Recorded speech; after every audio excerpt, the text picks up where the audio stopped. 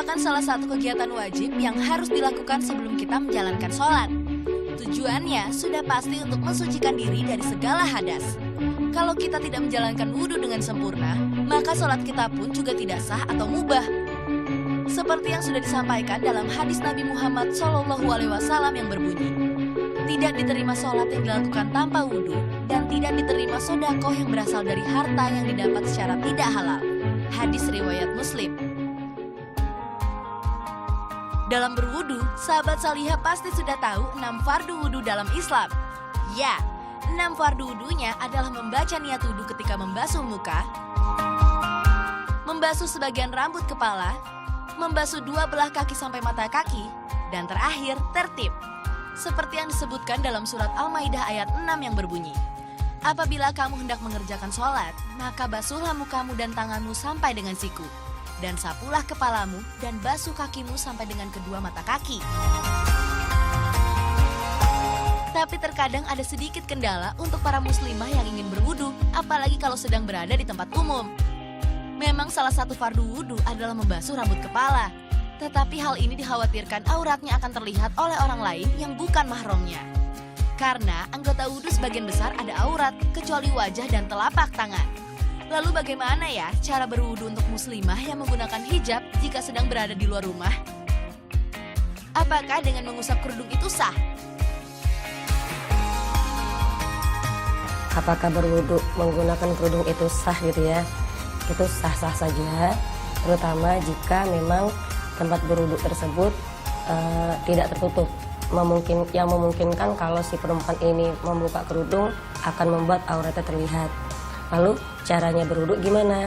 Dalam sebuah hadis Rasulullah juga pernah berwudu dengan mengusap sorbannya.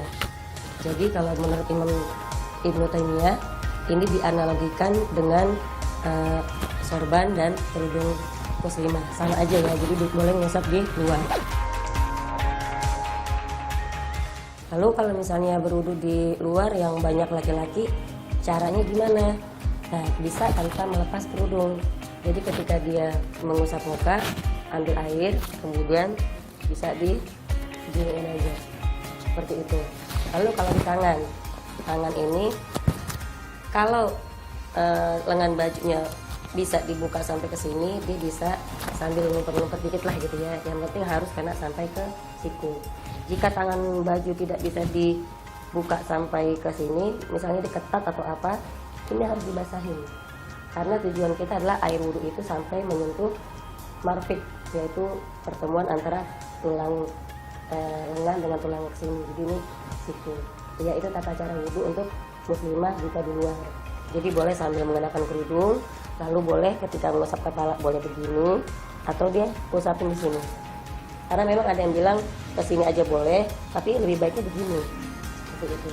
Karena memang Rasulullah SAW pernah melakukannya, dan juga menurut Ibnu Munzir, Ummu Salamah pun pernah melakukannya, mengusap air wudhu lewat kerudung. Ternyata Islam itu mempermudahkan umatnya dalam segala kegiatan, salah satunya menyempurnakan wudhu. Masih berbicara tentang hukum dalam berwudhu.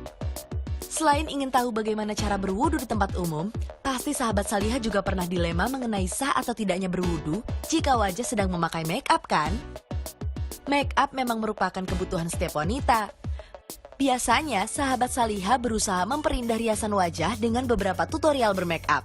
Terkadang tujuan bermake up pun karena tuntutan pekerjaan atau sedang dalam acara tertentu.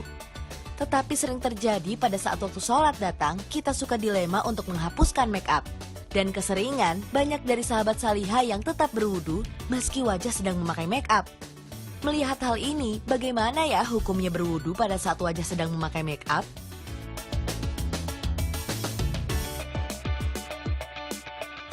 Kalau dia sudah bermake up dan dia berwudu, kalau make upnya tidak waterproof nggak masalah.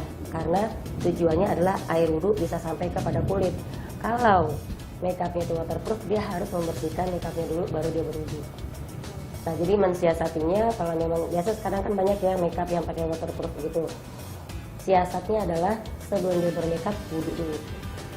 Kalau dia bisa jaga wudhu sampai berapa waktu itu bisa. Tinggal sholat lagi. Pada intinya, berwudu dengan mengusap bagian kerudung diperbolehkan jika benar-benar dalam keadaan darurat, di mana tidak ada tempat wudu lain yang bisa kita gunakan untuk berwudu dalam keadaan tidak terlihat oleh yang bukan mahram. Semoga sahabat Salihah bisa menerapkannya ya.